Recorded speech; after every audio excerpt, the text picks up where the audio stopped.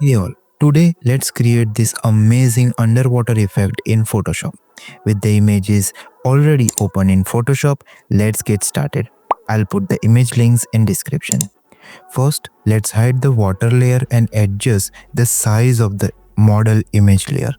Then if your overall image is bright, then we need to reduce the brightness of it. So click on the model image layers thumbnail and press Ctrl or Command plus L to open its level setting. Drag the white cursor towards the darker side.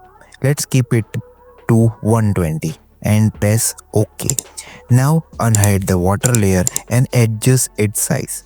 Change its blend mode to color.